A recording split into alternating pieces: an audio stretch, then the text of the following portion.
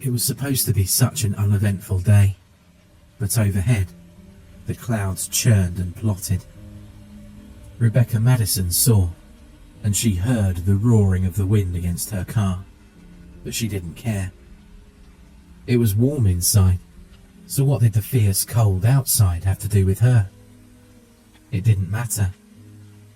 There were only two things that mattered to Rebecca in that moment. The first was the clock and the numbers on it. 7:46, it read. It was 7:46 on a Monday morning, and she needed to be at her desk at SMC, a pneumatics manufacturer, by 8 a.m.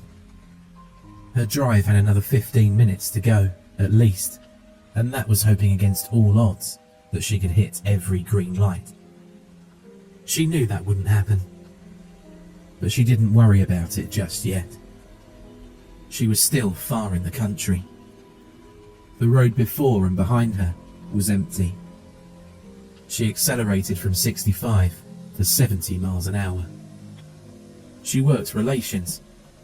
Not glamorous, but it was all she had, and she was damn good at it. Lately, however, she'd been pushing her luck. She'd made arriving late a bad habit. Well, it's easy when it's never noticed. It wasn't consistent. Not every day, but at least twice a week, she slipped in under the bell. The game had changed when her supervisor noticed, and since their little talk last week, everything got more complicated. Everything was too complicated as of late. That was thanks, majorly, to her other concern back home. Her mother. Rebecca had never married. She lived alone for many years, and that was perfect. She thought it'd be no hassle at all when she asked her mother to move in with her. It was right after her father died, and she couldn't bear the thought of her mother alone. No home besides hers would do. As the years went by, she started to wonder if it had been worth it. Her mother, nearing an impressive 95 years of age come next April, was still a very smart woman. Rebecca saw that every morning. The only issue was that her mother could no longer retain that spark. Her mother had fallen prey to sundowner syndrome. Every morning, her mother was still the woman she remembered, sans the folds in her face. But come night, the very sight of her was more than disheartening. It was nearly unbearable. Rebecca didn't want to use the word, but it was an annoyance. That's why Rebecca always ran so late. She enjoyed seeing her mother in the morning, dreading the state she'd come home to find her in, and there was so much to manage. She had to lock doors and hide keys so she wouldn't wander outside. There were so many medications. She had to help her to the bathroom and get her dressed. She promised she'd never put her in a home, and now that promise was more solidified than ever. Rebecca knew that she would never see her mum in the mornings again if she was to do that. It was hard, but they both did their best. She was determined to do so for as long as they had left. The thought came to her that morning, as it did every morning. She should call her mother, talk to her just for a little bit longer before the day ruined her. That's all she'd need. Her mother didn't need to be physically strong to help lift the weight of depression from her shoulders. But as she reached for her purse, she realised that her phone had never left the bedside that morning. It was neglected in her panic to get out of the door. It made her eyes tear up with frustration rather than sadness. All she could do was sit in the white noise of the radio and watch the endless fields of dead corn roll by. She pushed the speedo again, up to 75, but the radio came to the forefront of her mind. Her ear clung to it out of the blue, but honestly, she didn't hear it. The radio said, "Still are unsure of the scope of the event. All that's known at this time is that the Chinese government have declared a state of national emergency At the moment, China have released no official details of the events that have transpired over the last 24 hours, and they've ignored all of the UN's offers to assist them. No sources yet have been able to confirm any further details, as communication with the troubled nation has grown difficult, with many intelligence satellites showing major power outages within the nation's borders. An abundance of rumours, however, have started circulating around that stretch from incredibly believable to the utterly improbable. While the intelligence community has flat out denied a majority of these rumours, it's hard not to notice that a lot of them sound incredibly similar to ones that started circulating just last week about Somalia, where Rebecca turned the radio from AM to FM. She was in no mood for news that morning. She preferred music. She allowed herself to get lost in it. The country song fit to her surroundings like a puzzle piece. A silo grew closer on her right-hand side. A picturesque farmhouse nestled right beside it. And on the left, she spotted an older, blue pickup coming towards her, carrying a horse trailer. The sights of Ohio. She felt much younger, and that's all she wanted. The moment was so perfect that it perfectly distracted her from the red, raccoon-sized mass that landed on the road ahead. With a loud bang, her tyre was shredded. Only once before had Rebecca felt a tyre blow, and she'd been 7 at the time. Her father was at the wheel. She remembered how calmly he handled it. He gritted his teeth and willed the truck to stay on the road. He'd tensed up, but he'd handled it perfectly. That's the only way he could do things. She wished he'd passed that on to her. She screamed, and instinctively she jerked the wheel to the right. The car skidded and hit gravel. She overcorrected again, just barely managing to save her car from sliding into the ditch that hugged the side of the road. The car skidded into the oncoming lane, spinning to face the way she'd just come from as she slammed on the brakes. She gritted her teeth, expecting more, but mercifully, her car came to stop without further incident. Everything came to a stop, except for her heart. It was pounding faster than it had in nearly 5 years. She remembered the truck, but about 10 seconds too late had it still been an issue. Fortunately, it no longer was an issue. The man driving the truck had managed to stop about 2 car lengths away. He was already on foot, and he was almost to her door. The knock of his knuckle on the glass brought her back to reality. "Hey, miss?" he asked, concerned. "You all right?" She eyed the older man. He was thin as a twig, with a bushy moustache and a sun-dried face. His eyes squinted down at her as she nodded her head in affirmation. He nodded his back. "My phone's in the truck. Hold tight. I'll be right back." With that, he turned and hustled back to his truck's cab. As he searched, she relieved herself of her seatbelt. She felt like she'd been punched in the chest by a gorilla. Her head was heavy. She realised she was dizzy as she took that first step out of the car. It was like she was walking on jelly. Gripping the door with white knuckles, she fought against the fierce wind. It threatened to at least knock her on her behind, if not carry her away altogether. She closed her eyes, held on, and took several deep breaths. It would have helped her calm down a great deal, had the old farmer not accidentally startled her when he returned. He must have seen it in her eyes, because he quickly apologised. "Sorry, you sure you're okay?" "Yes," she said, trying to convince herself more than him. "I'm fine. Are you okay? I'm so sorry. Did I spook your horses?" "I stopped in plenty of time, miss, and it's an empty trailer. Horses are about 10 miles down the road. It's okay. Your tyre blow out?" She wasn't too sure. Everything was still spinning. I think so. Damn, I hope not though. I don't have a spare. It's okay, miss, the farmer chuckled as he put a reassuring hand on her shoulder. Everything's going to be just fine. Let's go check out the damage. He was very kind to her. The farmer cautiously and supportively guided her by the arm, making sure to correct her every sway. They took their time as they moved around the front of the car. Sure enough, when they reached the right front wheel, there was almost nothing left on the rim. The rubber had been shredded. It looked like she'd driven it over a field of razor wire. Phew, the farmer said.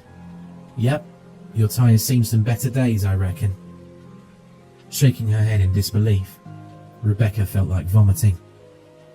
The wind continued to assault her face with a frigid, ungodly cold. The farmer didn't seem to mind it as much. His focus was back down the road, towards the rest of her tyre. We should go clear that off the road, he said. She begrudgingly went along. It had nothing to do with him. She just wanted to be inside the warm embrace of her car's heater again. The damn marshmallow of a coat she was wearing didn't do a thing to help. She took out the fuzzy, black gloves she kept in her pocket and slipped them over her hands. The warmth didn't come fast enough for comfort. Comfort was knowing that now she had an excuse for being late. That should have taken a load off, but she realised that she'd have to prove it. A situation made difficult by her lack of a phone. Hey, thanks for your help, Mr. She intentionally trailed off, hoping he'd fill in the blank. Sanders, he replied. Phil Sanders. It's absolutely no problem at all, miss. Madison. Rebecca Madison, she said, shivering. Does your phone have a camera by any chance? He eyed her and smirked. He held up a black smartphone. Just because I'm old doesn't mean that I don't. Sorry, she interjected, chuckling with him. I didn't mean anything by it. Just giving you a hard time, miss. What about the camera? Well, I left my phone at home. Another wind struck her and shook her. I was wondering if you could help me out and take some pictures. You know, for the boss mainly. I hear you. I think we'll be able to come to an agreement. They were almost at the remains of her tyre. The tattered remains sat about 50 yards away from where her grey Civic had stopped. The rubber had peeled right off the rim. The tread still faced down, and the torn strands of rubber curled upwards like a flower petal. Hey, looks like it stuck the landing, Phil said, eyeing the rubber. He bent downwards and gripped either side of the strip. He tried to stand up with it, but he couldn't lift it. Both ends came up, but the middle held fast to the road like it was glued there. With a huff, he tried again. What in the world? He asked on the third try, grunting hard. He scoffed. My God, what did you hit? I've got no idea, Rebecca said, hugging her chest. I didn't see anything. 1 second the tyre was there, and then the next, it wasn't. She hesitated as Phil tried for a fourth time, because she saw something under the rubber. She only got a peek, but she could see it was red. Hold on, she said. It looks like it's stuck on something. Stuck? What do you mean stuck? On what, superglue? He chuckled. Rebecca looked either way, checking for traffic. With the coast still clear, she urged Mr. Sanders to try again. When he did so, she saw the red mass again. It looked like a giant piece of bubblegum at first. She was dumbfounded, and she got on her knees. It's stuck on something gooey. Gooey, you say? Phil put the rubber back down and got on his knees with Rebecca. He shined his phone's flashlight under the rubber. There certainly was a gooey mass stuck to the tyre, and it was wet and rank. The wind carried its stench right into Rebecca's nose. and the vomit she'd been holding down almost came. The smell was thick and hot. It was the smell of rot. "Looks like you hit a coon or something," Phil said, backing away. "Goddamn fresh one too. That's weird though, with the tyre. I don't know why it stuck to him. Never seen anything like it before." "I haven't either," she said, her right hand over her mouth. "I didn't see any fur on it. It just looked like meat." "Yeah, if you hit them hard enough, that's what they'll look like. I'm going to go ahead and call the state boys in real fast. We're going to need someone a little younger than both of us to take care of this mess, if you know what I mean." With a smile, he escorted her back to her car. He continued talking as he dialed on his phone. "I also think we should get some EMTs out here and check on you." "No thanks, I'm fine," she said, grinning to assure him. She didn't want the hassle. "I think the state boys will want it too. Might as well just ask now and get everyone here at once," he said, trying to coax her.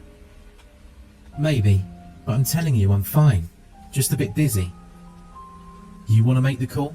he offered. "I'll let you decide. I don't want to speak for you, one way or another." He smiled and handed her the phone, which she took hesitantly. "Thanks," she said as she took the phone. "No problem. Now, let's see what we can do about that tyre first. I think I may have a jack in my..." His question was cut off by a loud thud that came from her car. On her now dented hood sat a large, bulbous mass the size of a college textbook. Whatever it was, held the same consistency as the thing she'd hit with her tyre.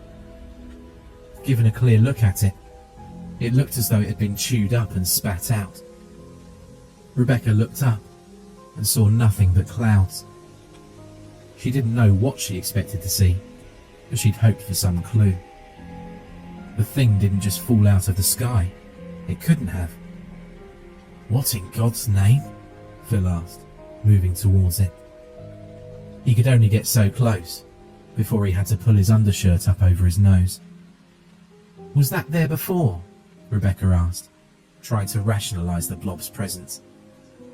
"I don't think so. I think it just fell onto your car. But where did it come from? God, it reeks." Step by step, Rebecca brought herself closer to the appalling mass. Her stomach churned faster than the angry clouds above. Whatever it was, whatever it used to be, there was no evidence of it now. It resembled nothing natural that she could think of. It was just a figureless blob. A red stream of liquid ran off of it, slowly dripping down the hood of the car. She pushed the notion it could be blood from her head. Blood from what? That wasn't meat, was it?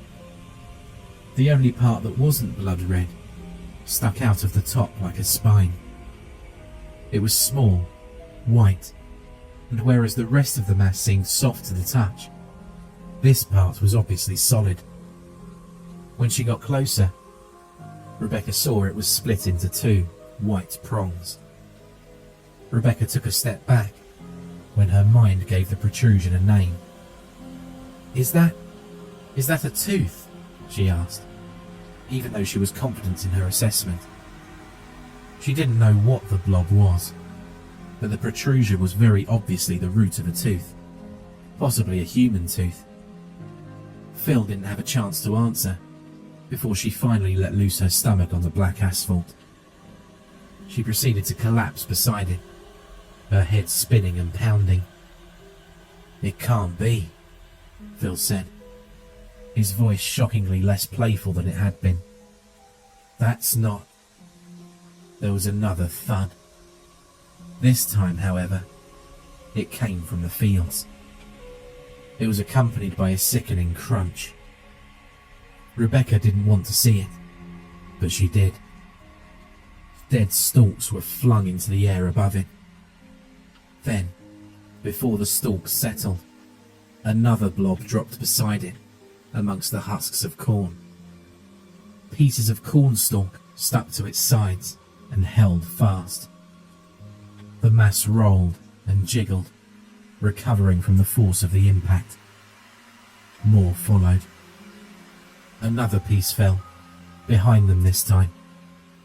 It struck nearly 200 yards from the road. Before that one had even settled, another one hit the road behind Phil's truck.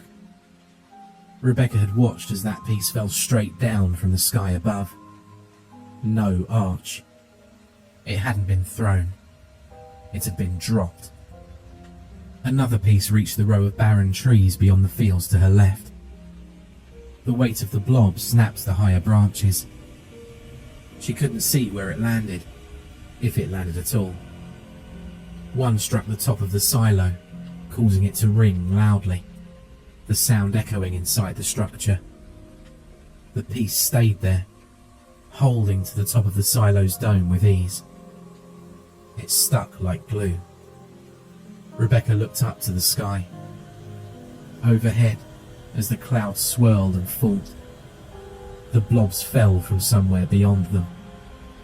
They started as black ink drops against the grey skyline, and as they plummeted, they took on colour and grew into the disgusting blobs that now littered the landscape. All around them, the drops came faster and faster. The sheer horror struck Rebecca as a piece fell not 1 yard from her hand. A warm, red liquid splattered across her face. The sky was raining flesh. "Get up," Phil said, also looking to the sky with caution and disgust. He turned back to Rebecca. "Miss Madison, please, get up now. You need to get in your car before..." As if out of pure cosmic irony, a large chunk of flesh, almost the size of a pillow, struck Mr. Sanders on his right shoulder. The impact yanked him towards the ground, but he took the hit. Miraculously, he managed to stay on his feet. That didn't stop him from screaming. "Oh my God!" Rebecca exclaimed, quickly getting to her feet and rushing over to his side. The thing was still stuck to his arm. The unholy thing had moulded itself around his shoulder and arm. It formed a grotesque cast, pinning his arm to his side. Extensions from the impact had splattered out to stick to his face and chest. He wheezed in pain. "I think it broke my damn shoulder. Get it off. Please, get it off," he begged her. "Yeah, hold on," Rebecca said, watching the sky. With every second, the rain of flesh fell faster, heavier. With every second, she felt increasingly uncomfortable, increasingly terrified that the next one would strike her next atop her head. She pictured it wrapping around her face and smothering her in rotted darkness. She turned her attention to the injured old man. Putting his phone into her pocket, she reached slowly for the disgusting mass stuck like a leech to his shoulder. She forced her gloved hands onto the thing, and she gripped it tight. As she did so, her fingers slowly started to sink inwards. She winced as an unwelcome warmth soaked into her gloves. Mr. Sanders brought his other hand up to help. It sunk in deep. She took a deep breath, inhaling an unfortunate amount of stench, and gave it a good pull. She managed to yank him forward, but the mass didn't budge. It was stuck to him like glue. With another tug, she realised her hands were stuck there too. "Harder," Phil pleaded through the pain. "Pull it harder." "My hands," Rebecca said, panicked. "My hands are stuck." Just once, she tried to wriggle her fingers free, but they were stuck inside the blob. She tried again, downwards this time. She pulled with all she had, but all she did was pull Mr. Sanders off his feet. He struck the asphalt hard, and she nearly came with him. they'd accomplished nothing. He grimaced, and tears started to flow down his face as she pulled him back up. Rebecca saw it wasn't working, so she set about trying to free herself. She didn't want to, but her survival instincts were in full gear. They couldn't waste another second outside. She struggled, twisted and pulled, but the revolting thing was held faster than anything she'd ever seen. She tried pulling with her left hand, and she pushed with her right. Her left glove gave, and part of her hand came free. She then realised she could just pull her hands out of her gloves. "Please, try again," Mr. Sanders asked in a pitiful voice. He could barely keep his eyes open. His shoulder was dislocated at the very least, and she knew it. There was nothing she could do alone to pull that mass off his arm. All that mattered now, for both of them, was that they find cover. Quickly, she fought against the gloves to free her hands. The pounding of the reins grew faster and heavier. Another piece hit her car, right on top of the cab. 3 struck Mr. Sanders' truck. All of them were far too close for comfort. Mr. Sanders didn't realise what Rebecca was doing until it was too late. "No," he shook his head. "No, please, don't. Please. Try again, please. It stings. It stings." She ripped her hands free of the gloves with a grunt, just as a chunk smacked against her windshield. It was the size of a car tyre. "I'm sorry, there's nothing I can do right now. We need to get to cover. Get back to your truck. Stay there until this is over." She didn't hesitate to turn around and open her door, but Mr. Sanders could only stumble backwards. With a limp, he started to pull himself towards his truck. Groaning, he watched the sky through his watery eyes. Scared, Rebecca slammed her door shut, just as another pounding thud came from the roof. She yelped, and she fumbled for her keys. They were in her pocket, that was good, but then she felt something else. A phone. His phone. She pulled it out and looked out her rearview mirror. Outside, everything was consumed by a downpour of flesh, and there was Mr. Sanders limping through. It was by the grace of God that he got as far as he did. He almost managed to reach the door of his truck. He could have touched it. A smaller drop of flesh, the size of a book, hit his left foot and glued it to the spot. Rebecca could only watch as he stumbled and fell hard to the ground. On his front, he could only lie there at the mercy of the sky above. She tried to see him out of her rear window, but so many drops had accumulated, it was impossible. She could only watch the terrible scene unfold in her side mirror. He looked hopeless. The pounding of the rain drowned out any sound, but she saw his head moving. He was yelling for help. A large chunk of flesh struck his back, breaking it. Another pinned his leg. All the while, Rebecca never moved. She was safe, and her fear kept her rooted in that seat. Had a glob not swallowed her mirror first, she would have witnessed another drop strike him right on the back of his head, delivering his face quickly into the asphalt below. It was an accidental mercy. She started to hyperventilate. She had no idea what to do. The rain outside just kept coming and coming. In reality, the rain only lasted a few minutes, but it seemed so much longer. It seemed like it stretched on for hours on end. For that seeming stretch of forever, all Rebecca could do was scream.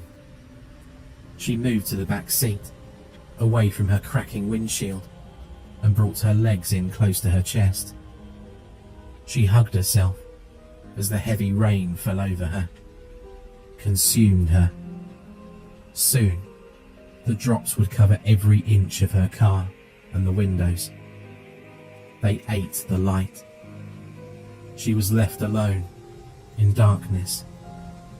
Long after the barrage outside had ceased, Rebecca cried in darkness.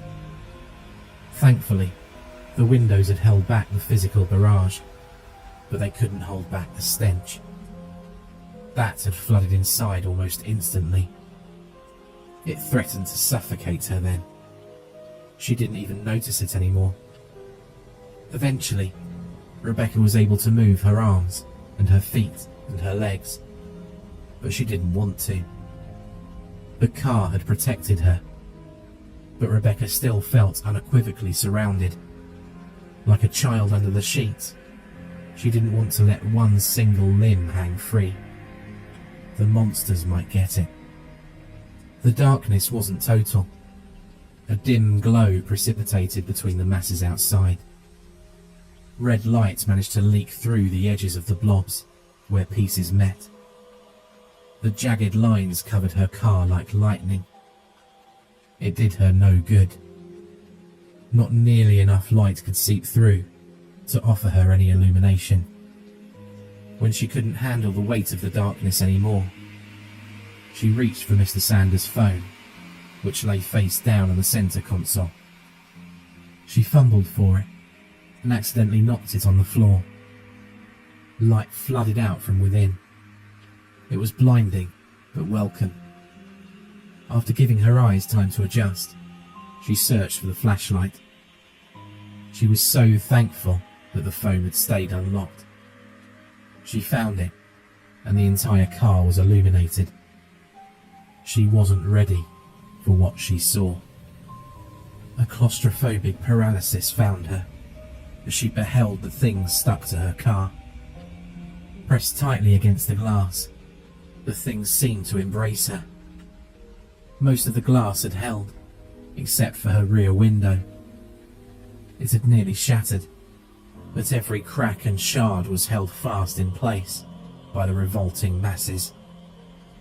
They didn't move. They hugged her car in silent stillness. Rebecca recalled the tale of Jonah and the whale, and she imagined that this was how Jonah felt. She'd been swallowed alive. She needed to get out. She flipped over. She hesitated to reach for the door handle. She didn't want to get any closer to those things than she needed to. She pulled, and when she heard the click, she pushed.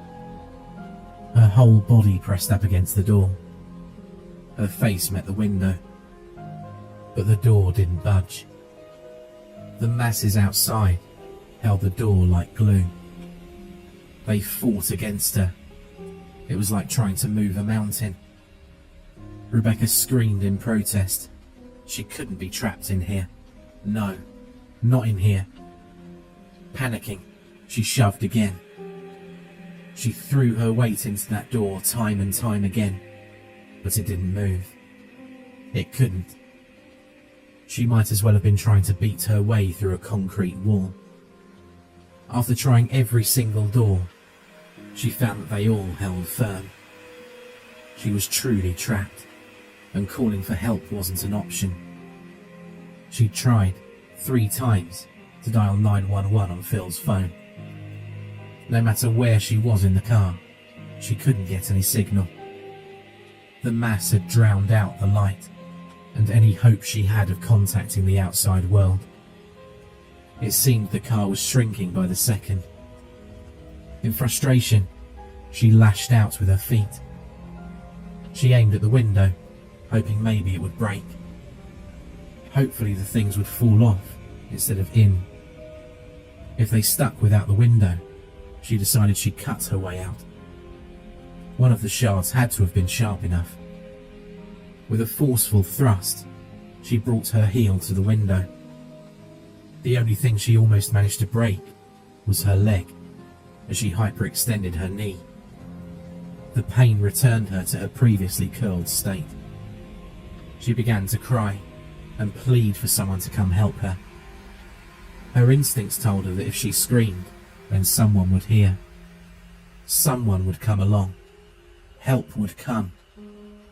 Her heart told her it was a lie, and it was, for a while. Soon, she grew exhausted, and her voice grew hoarse. Not a single sound came from outside her car. The wind had ceased with the rain long ago, and there'd been nothing since. No birds, no cars, no people. That silence allowed the small crunch outside to be amplified nearly tenfold. She froze and listened. She thought it had to be her imagination. But as another crunch came, and then another, she realised it was real. It was like the sound of someone stepping on dry leaves. Something was definitely moving outside. The crunching approached her car, and she heard him speak. "Hello?" The voice was older and haggard. It sounded muffled through the blobs. "Is anyone in there?" He didn't have to ask her twice. "Yes," she screamed, flying to the window. "Yes, yes, please, help me, please. I can't get out, please." The man came closer to the car. He stopped just outside. "You're covered. This stuff's almost impossible to move. It holds fast. Give me a minute. It's starting to dry now. I've got some tools up at my house. I'll be right back." Rebecca smiled and thanked God. He must have lived in that home next to the silo. It was all okay. "Yes, please. Thank you," she said, almost all at once. The crunches returned, faster, as the man turned away. Relieved, she knew it would be over soon. Again, the day sought to destroy her expectations. Then, the crunching stopped. Rebecca put her ear to the window, trying to listen. The glass was uncomfortably warm against her face. There was nothing but the roar of her own blood in her ears. Then, a moan. The moan continued for several seconds, before it evolved into a short gag, a gasp. Something had happened to the man. He must have only been 4 or 5 yards from the car. He cursed and grunted. There was a louder crunch that was followed by silence. That silent moment hung on the air, and Rebecca pushed harder against the window. She whispered a single, "Hello?" under her breath. Then, the moment was shattered by his scream. Rebecca pulled her face from the window as if she'd been burned. "What?" she asked, panicked. "What happened? Are you okay? Hey, are you okay?" She was clueless. Had the man fallen? Maybe he'd rolled his ankle and fallen, but could that cause him so much pain? His scream was primal, like a wounded animal, and it ended for a moment. It was just long enough for the man to take a quick breath, and then he continued, the yell increasing in volume and pitch. "What?" she pleaded. "What is it? Please, tell me. Are you okay? Talk to me." He did, in a raspy, shrill, and pained voice. "Stay in the car." It sounded like he choked on the last syllable, as a ghastly, gurgled yell came from his lips. Through his pained cries, Rebecca could only make out so much of what happened next. "Stay growing. I feel it. Don't. Out of that car. Oh, God, no." Then, unexpectedly and instantly, the screaming ceased. The silence returned, and Rebecca shook. Her mind raced, and her breathing came in short, fast gasps. Tears warmed her face. No, she couldn't let him leave her. She wouldn't be alone again. "Hey, get up! What's happening? Sir? Sir!" With a determined fury, she brought her hand and the butt of the phone to the window pane. That's when it moved. Almost in perfect sync with her motion, one of the blobs that embraced her window stirred. The light showed her every gruesome second. The movement was small. A tiny, half-dollar-sized section on the bottom split in two and peeled itself apart. It was unexpected enough to send Rebecca stumbling backwards. It startled her, then it revolted her. The small section that split open revealed a new structure below it.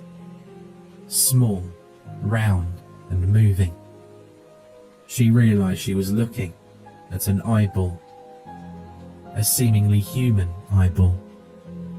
The thing had opened an eye and was peering into the car through a cloudy blue iris. It searched about for just a moment before it locked its gaze right on her.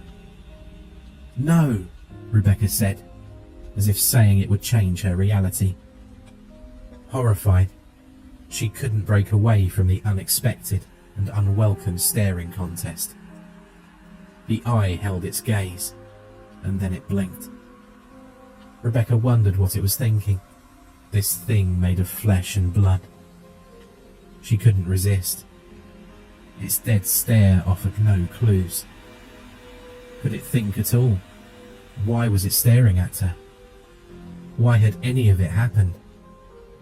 Then, out of the corner of her eye, and at the farthest edge of the light's reach, she saw it. Another eye had emerged from beneath the pulpy masses.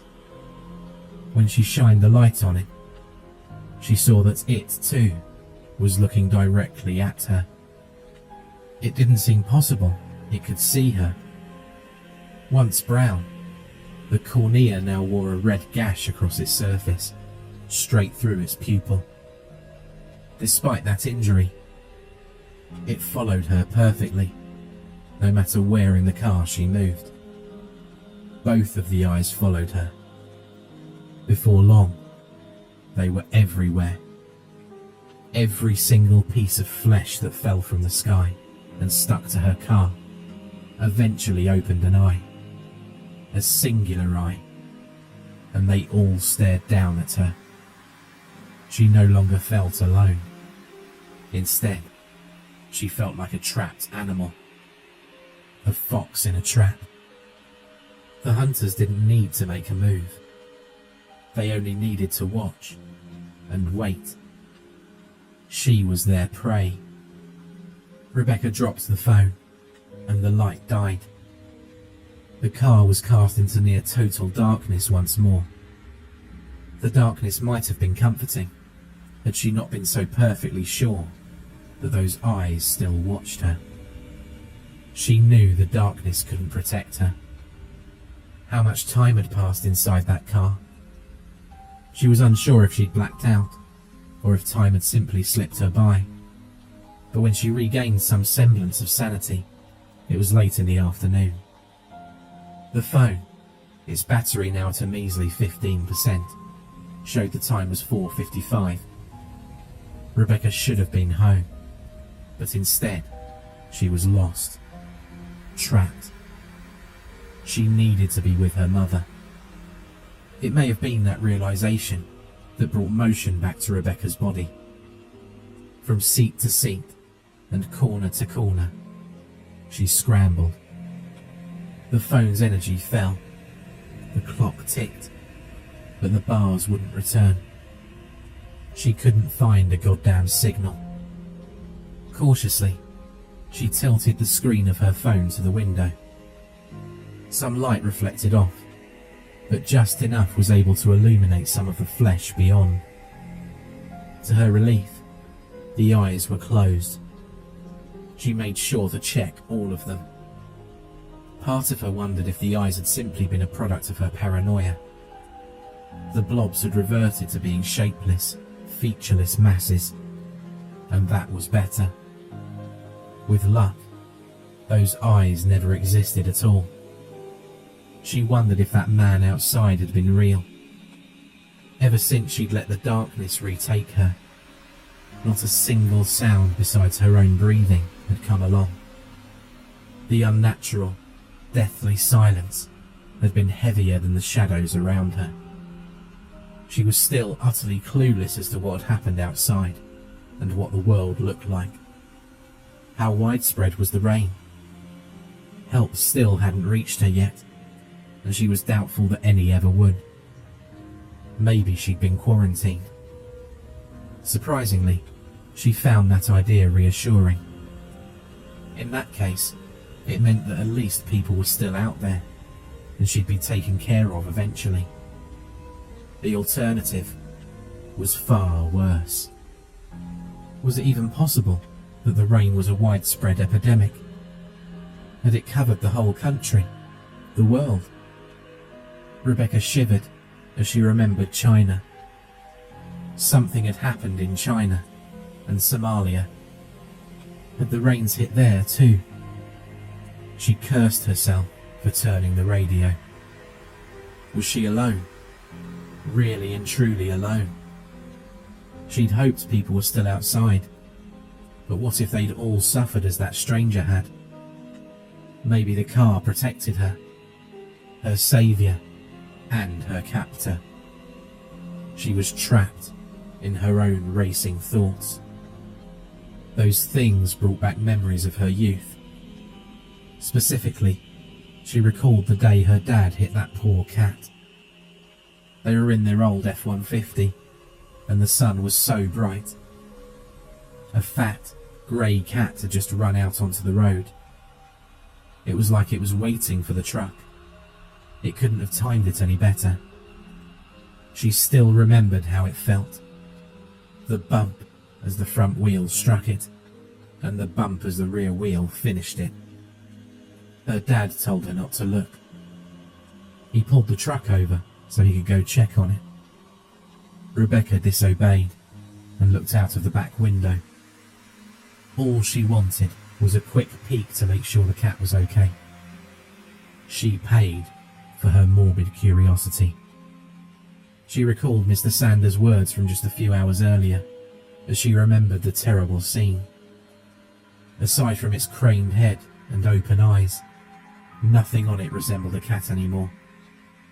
They'd hit it so hard that it was more red than grey. It was no longer an animal, just meat. You hit them hard enough, that's what they'll all look like. They were all meat. So that's what they had to be. Flesh? That seemed the most logical assumption, but so impossible at the same time. She couldn't bring herself to accept that. Flesh of what? How could flesh rain from the sky? It had to come from somewhere, didn't it? She shut that thought, that word, away. It sickened her. She thought of those eyes, those very human eyes. Another thought came into being. It took hold like a cancer in her head. The question came. Had those things once, perhaps, been people? No, they weren't. It was too much. That was so much death, so much flesh. It was impossible, in every sense, in every meaning. Where would they get all those people? It had to have been millions and millions of people, murdered. There are millions in China, she thought. Maybe something worse than rain happened in China. No, she told herself. Stop it. Her thoughts obeyed, trailing off like a bad note. It didn't matter now. She hadn't paid attention. She'd been worried about her own problems. What good did it do her to wonder? Who cares where they came from? Who cares if they're people? She gagged. All that she needed to do was escape. Her mother still needed her. Sweat rolled down her face.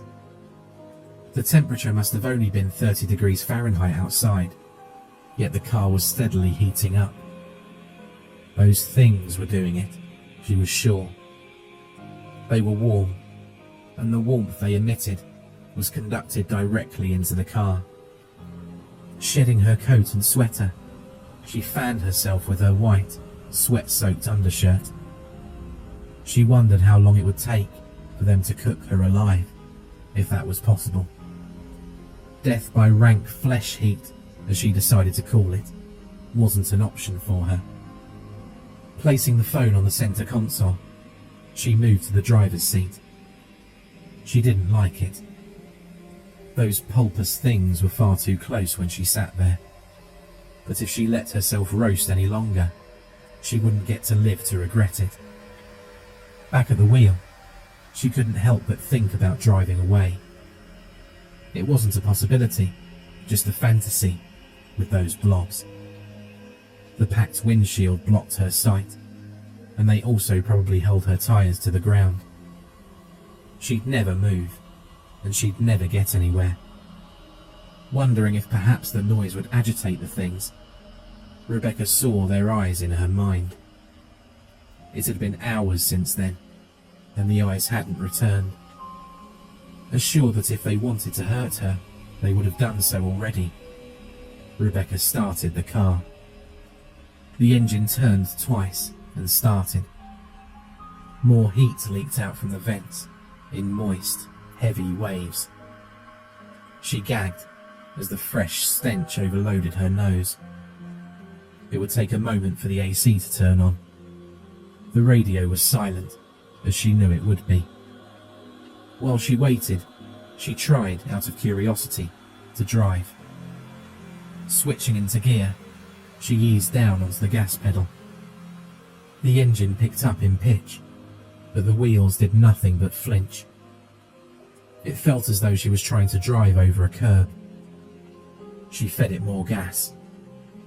As she figured, the car wouldn't move an inch. She cursed the damned wheels and her damned life. A groan came from above her. It wasn't guttural. It wasn't those things. It was her car. The roof of her car was caving in. Something was pressing down on it. On the windows, she saw them twitch. The masses were moving now, reacting. It was the car. It had to have been. She'd accidentally woke them up. Cursing her careless mistake, she yanked the key from the console. The car fell silent, but the things kept moving. They struggled against each other, wiggling back and forth in their confined spaces. Perhaps they were searching. Rebecca held her breath, and she waited. Their motion had started to rock the car from side to side. The things shook her, harder and faster. The lurching continued until Rebecca felt she was going to throw up. The wheel was all she had to hold on to. Fortunately for her, the rocking didn't persist for long. After just a few seconds, everything stopped. The car fell back to rest, and the calm retook the air. Rebecca sucked in an exhausted gasp. Reluctantly, she released the steering wheel, but as her eyes watered, she reached for the phone. She'd been tormented enough. Never before had she been so desperate to speak to her mother. Still, there were no bars, no signal. The battery fell to 7%. Her heart was already drained. She fell back into the rear seat, too weak to cry. It was hopeless. She wasn't sure what prompted her to check again. Habit, probably. In the back seat, she'd subconsciously refused her fate. Looking back at the phone, she was shocked. It was weak, but finally a connection had been made. A signal. There was a signal. Rebecca wasn't sure if her fingers had ever moved faster in her life. She dialed in the number for home. As she held the phone to her face, she didn't know she could even speak. Her hand was cupped over her mouth. No evil in the world held a candle to the next 10 seconds. Every beep hit her harder and cut her deeper than any of those damned monstrosities outside could ever hope to. Overwhelming joy gave way to grief yet again. She could only hope that God, if there was one, wouldn't let her down. That's what her mother would have told her. Her mother always had faith. Rebecca was rewarded for hers. Hello? A fragile voice came in over the phone, weak but alive. Oh my God, Rebecca gasped. Mum, is that you? Who is this? Her mother asked. On any other day, that question might have broken her heart, but today, it was all Rebecca needed. Rebecca, Mum, it's Rebecca. Are you okay? Please tell me you're okay. Of course, dear, she said, unconcerned. Of course you're Rebecca. Why, yes, I'm okay. Why wouldn't I be? Rebecca pumped her fist in the air, and she kicked her feet several times in furious, juvenile joy. The smile that spread on her face was unmatched. Thank the Lord, her mother was safe. That meant there was hope. Maybe her nightmare wasn't as widespread as she'd feared. Maybe, just maybe, there'd be a chance for her. A chance for everyone. Mum, what's happened? What's happening over there? Her mother was confused. Nothing much. There's not much to do here. Someone needs to water the flowers. I should water them. No, Rebecca stated. No. Don't go outside, Mother. Listen to me. Can you turn on the TV? What does the TV say? Do you want to talk to Rebecca? Her mother asked, confused.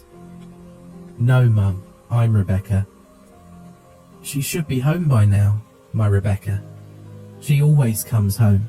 I'm sorry. I'm a bit confused. Those words broke her heart.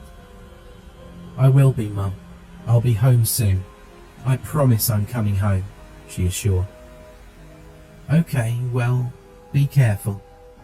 I'm going to water the plants. Should I? It's been raining hard today. Rebecca froze.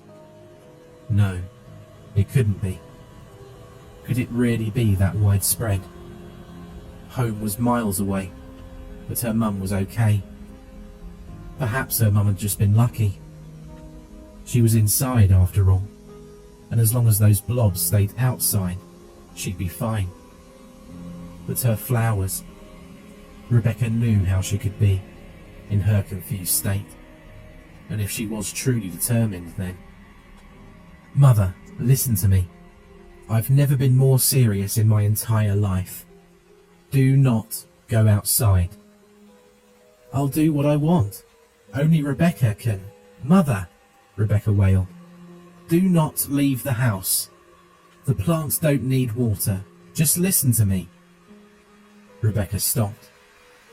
If these were the last words she ever spoke to her mother, she didn't want them to be screams. She took a deep breath and begged. Please, Mum, please, wait for me. We'll water the plants together. Just wait for me to get home. Silence. Okay, her mother said. You get here, and then you, Rebecca and me, can go water those flowers. They're going to need it so bad today. I'll be there soon, Mum. The last words choked out. I love you. The line went dead. The phone, hanging on 3%, was about to leave her in darkness.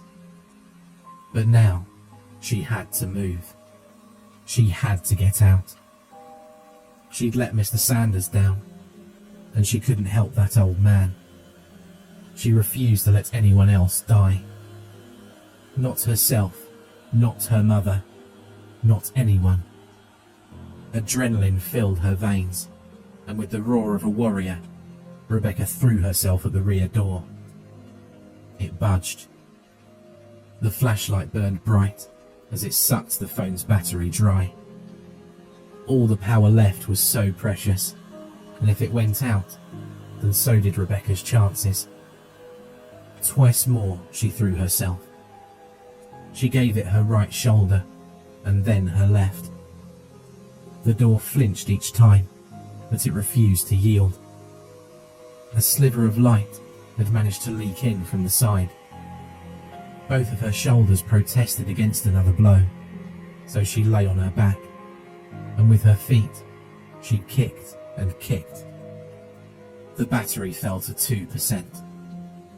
Her feet ached, especially her right ankle, as she felt her pain from earlier return in force.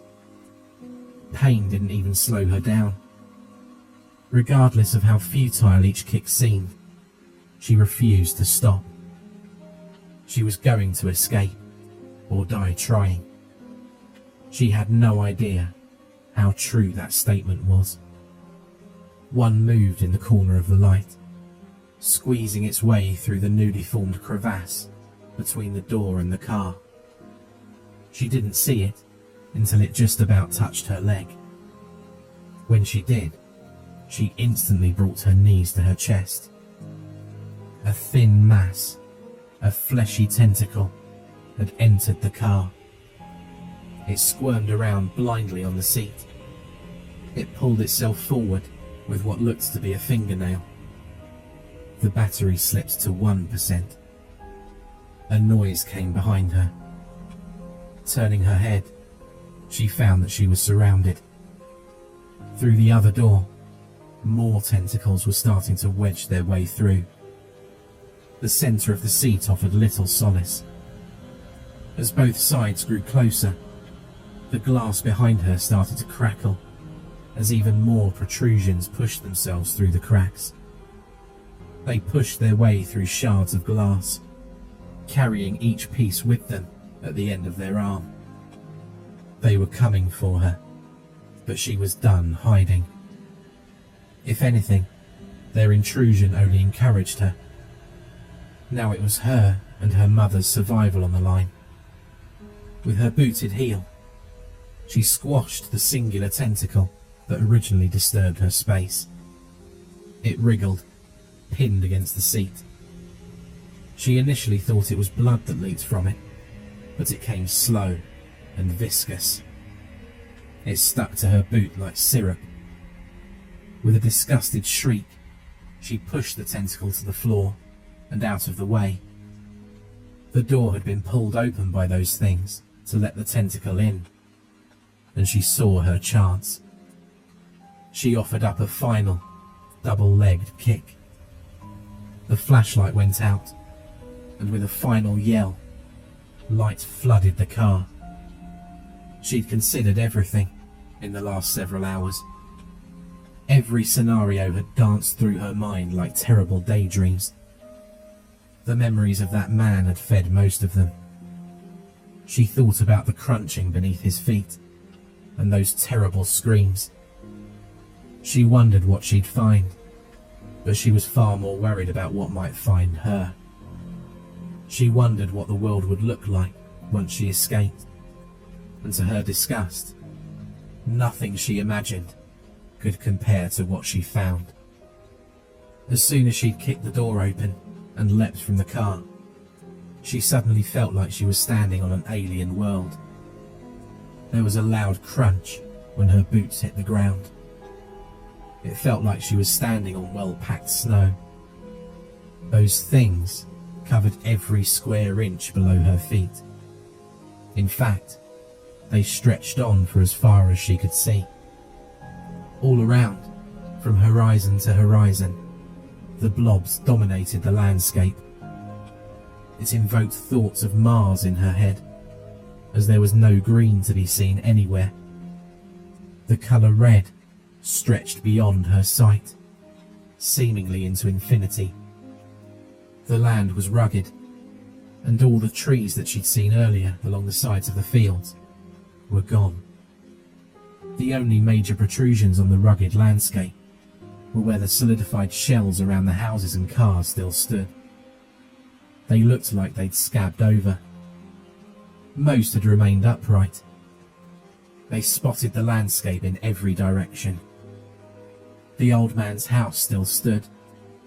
The overhang of his porch had sheltered his front door from their barrage. The now dried, hardened creatures seemed to form a cave around it.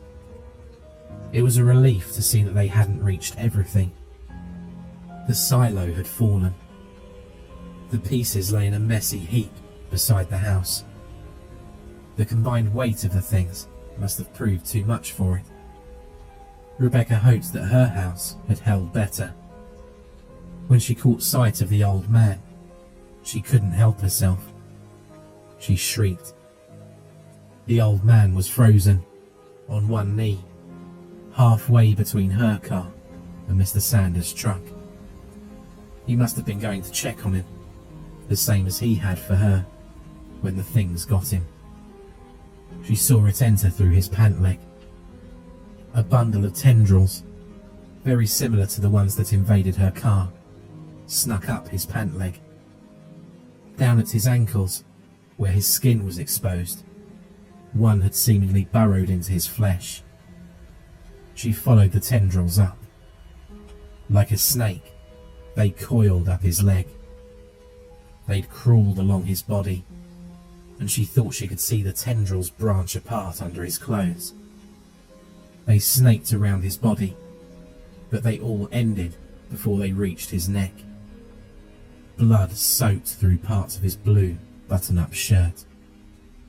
The worst part was his head. It was forced back, held in place, and his mouth was agape. Sprouting from it, several dozen vein-like stems that ended in red, plant-like petals rose towards the sky.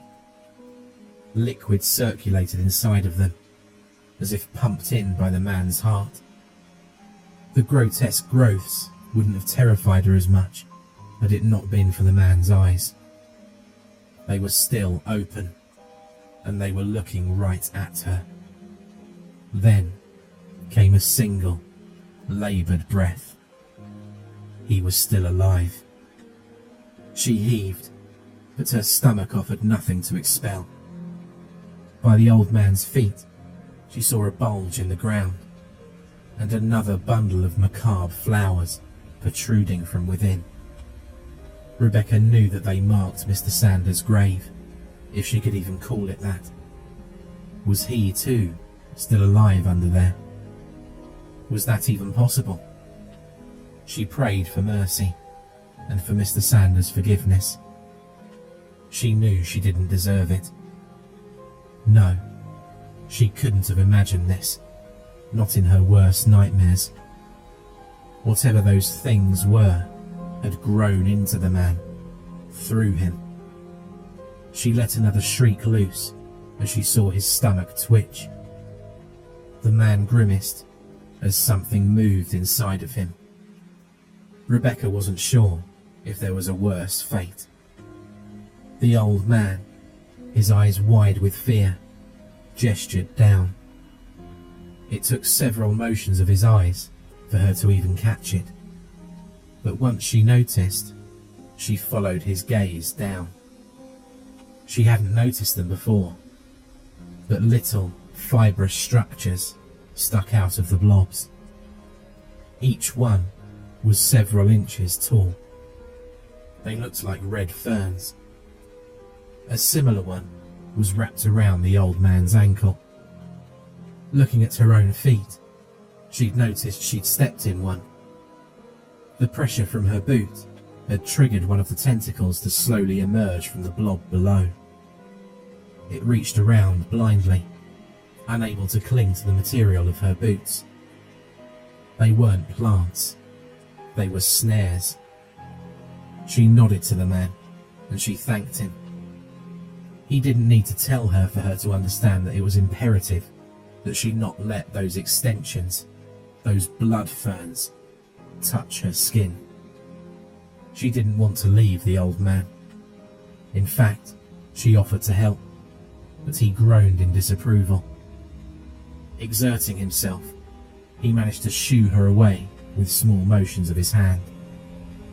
Through his stuffed throat, he tried to speak, but no words came out. Rebecca knew it was too late. So she went to his house again, forced to leave someone behind. A tear ran down the old man's cheek. It was like navigating a minefield, but she did it quickly and skillfully. The blood ferns were scarce enough, thankfully. If she stepped on one, her boots offered more than enough protection. The ground crunched like snow beneath her feet. When she stepped on something new, it caught her ear. The crunch she heard wasn't light, like snow, but heavy, like glass.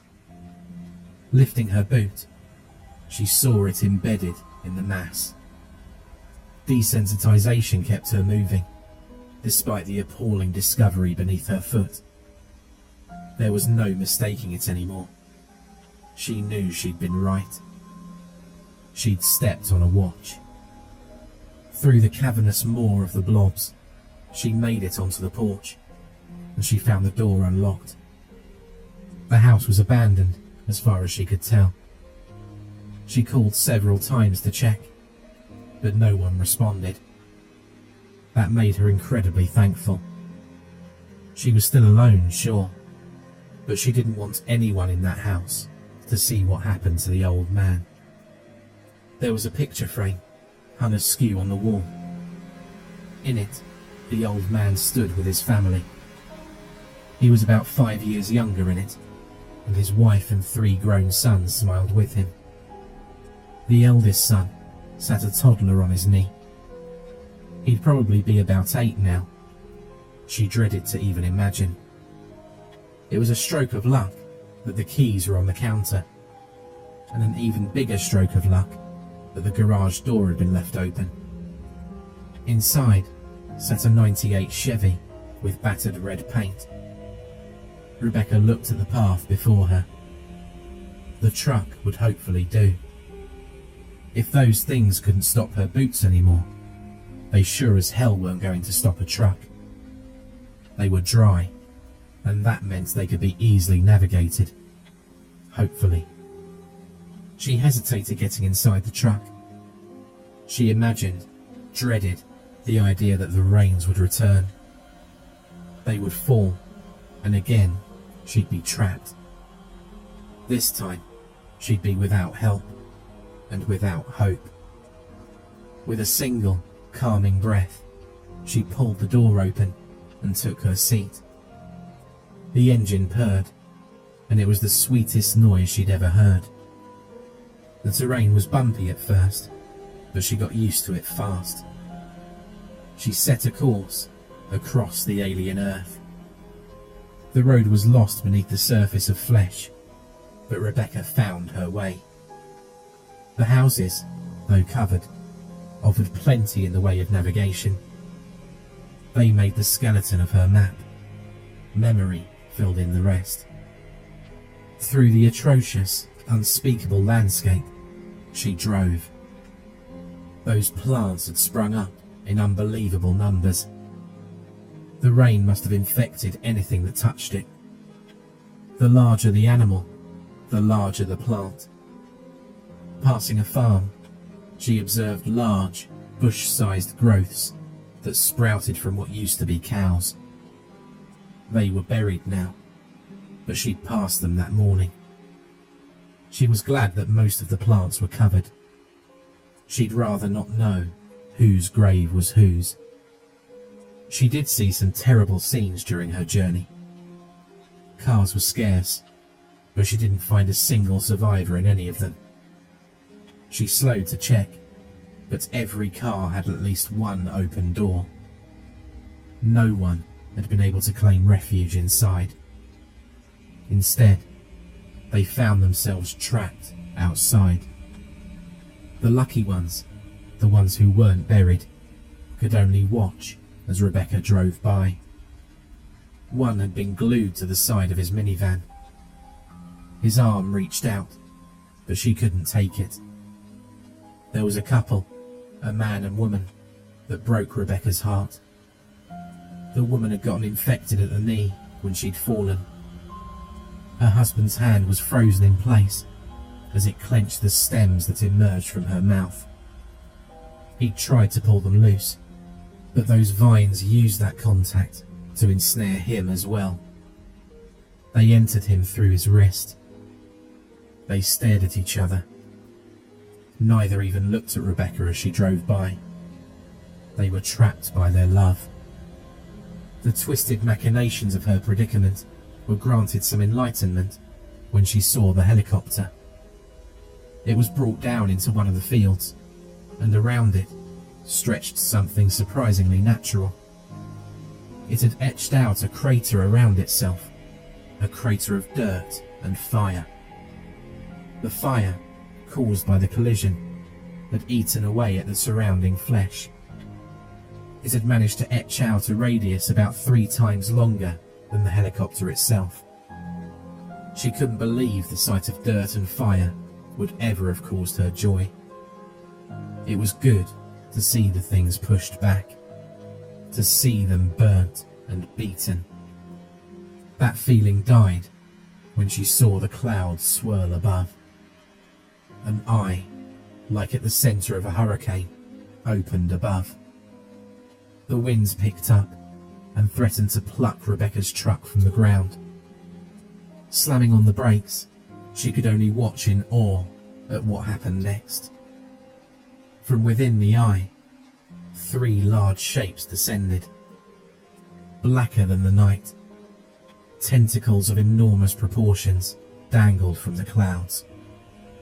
Surely they were thicker than skyscrapers and twice as tall. They hovered over the spot where the helicopter had crashed, examining it. She couldn't breathe as one retracted to the clouds, and its ends split open into 5 pieces. 5 fingers.